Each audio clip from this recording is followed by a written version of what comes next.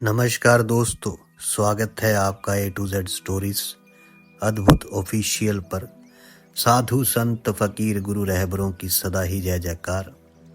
रानी श्रीयल के माता सिरोंजा जी, उनके कहने पर पुरोहित जब सीधा ही ददरेवा नगर पहुंचे तो वहां पर उनकी काफी खातिरदारी हुई और वो दोनों खा पी कर आराम करने लगे।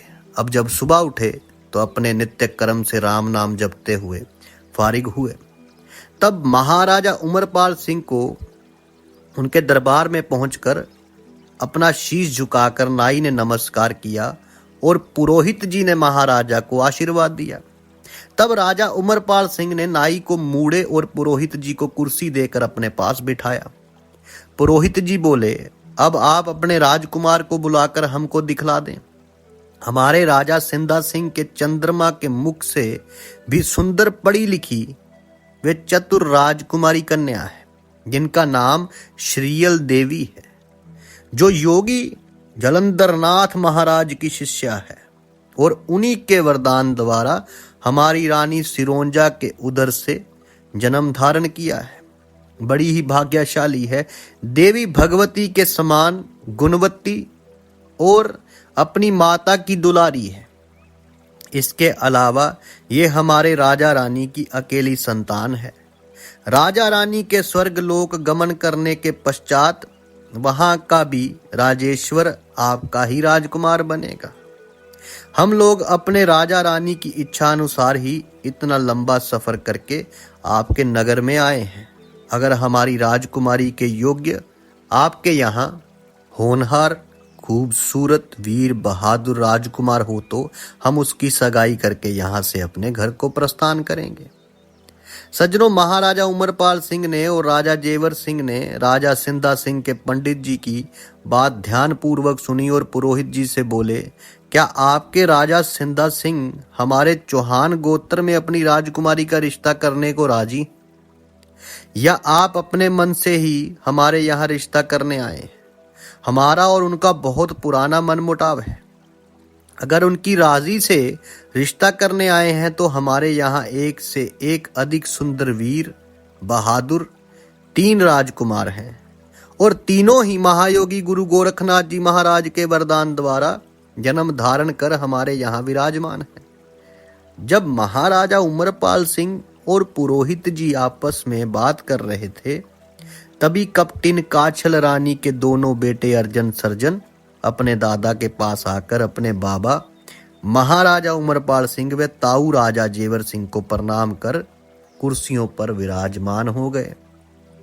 तब दोनों राजकुमारों का सुंदर और कसरती गठीला बदन देखकर नाई और पुरोहित जी को बहुत खुशी हुई।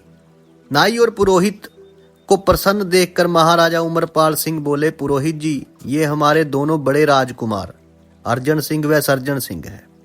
अगर आपको इन दोनों में से कोई पसंद हो तो रिश्ता पक्का कर लो। अभी पुरोहित जी महाराज हाँ या ना का उत्तर देने भी नहीं पाए थे कि महायोगी गुरु गोरखनाथ जी की कृपा से उसी समय गोगावीर जी महाराज शिकार खेलकर दरबार में आ पहुंचे और अपने दादा महाराज उमरपाल सिंह और पिता जेवर सिंह को चरण छूकर प्रणाम कर अपनी कुर्सी पर विराजमान हो गए। पुरोहित जी ने उसकी आन बान और वीरों जैसी शान देखी। इनका मुख चंद्रमा के समान चमक रहा था। पुरोहित जी को उन्हें राजकुमारी के लायक यही होनहार युवक जचे। पुरोहित जी का ध्यान अर्जन सर्जन की तरफ से हटकर गोगावीर जी महाराज की तरफ जम गया और वो गोगावीर जी की तरफ आकर्षित हो गए और नाई से इशारा करके बोले, मेरी समझ से राजकुमारी श्रीयल के लिए यही राजकुमार योग्य वर है। पुरोहित जी को गोगावीर जी की तरफ गौर से देखते हुए और नाई से कानाफूसी करते हुए महाराज उमरपाल सिंह ने देखा तो महाराज उमरपाल सिंह बोले, गुरुजी, ये हमारे सबसे छोटे राजकुमार हैं, जो शिकार खेलने के अधिक शौकीन होने के अलावा अस्त्र शस्त्र विद्या में बहुत ही प्रवीण है। ये सुनकर पुरोहित जी बोले, महाराज, हमारी राजकुमारी के लिए हमें भी आपके छोटे राजकुमार ही पसंद आए हैं। हम इनको टीका करने का तैयार कहें इनको टीका करने को तैयार हैं। आप हमारी विनय स्वीकार करके हमें हमारे भार से मुक्ति दिलाएं, जिससे हम निश्चित हो यहाँ से अपने घर को जाएं। पंडित जी की बात सुनकर महाराज उमरपाल सिंह बोले, गुरुदेव आपकी बात विपरीत है। रीति अनुसार पहले बड़े राजकुमार का ब्याह करना ही हम सबके लिए शोभनीय है, परंतु आप इतनी दूर से आशा लिए लंबा सफर करके हमारे यहाँ पधारे हैं, तो मैं आपको निराश नहीं लौटाऊंगा। इसके अलावा इस संबंध से हम चौहानों और तंदुल वासियों में पुराना बैर भाव भी भुलाकर मेल मिलाप भी हो जाएगा। दोनों की आपस की कटामरी के कारण जो धन जन की हानि होती है, वे भी प्यार मोहब्बत के कारण रुक जाएगी। आप गोगावीर जी को ही तिलक कर दें, हम अपने दोनों बड़े राजकुमारों का ब्याह कहीं और कर देंगे। चौहानों में भी राजकुमारियों की कमी नहीं है, एक से बढ़कर एक सुगढ़ राजकुमारियां हैं। अब अपने दादा महाराजा उमरपाल सिंह और पुरोहित जी की बातें तीनों राजकुमारों ने बड़े ध्यान पूर्वक सुनी। अर्जुन सर्जन जो थे, दोनों अपने विपरीत वार्तालाप सुनकर काफी बेचैन हो गए, क्योंकि एक तो कपट से वर लिया गया है, तो दोनों वैसे ही निकलेंगे। अब दोनों बेचैन हो अपनी कुर्सियों से उठ गुस्से में दरबार से बाहर निकलकर अपने महल चले गए।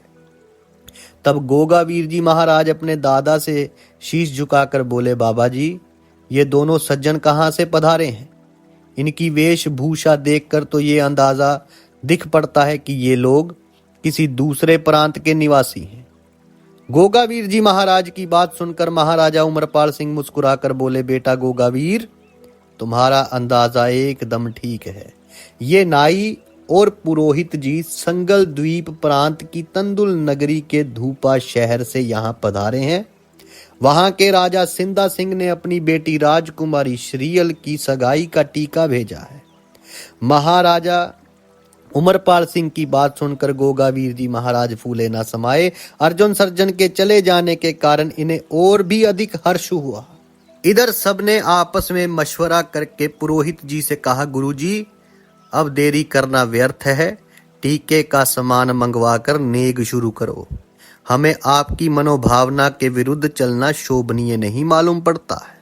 अब आगे क्या हुआ, गोगावीर जी की सगाई का सारा बयान जो है वो आपसे हम साझा करेंगे अगली वीडियो में। तब तक के लिए आप सबका धन्यवाद। आप सबके भीतर बसे उस परमात्मा को मेरा प्रणाम। साधु संत फकीर गुरु रहबरों की सदा ही जय जयकार। अड़क निरंजन।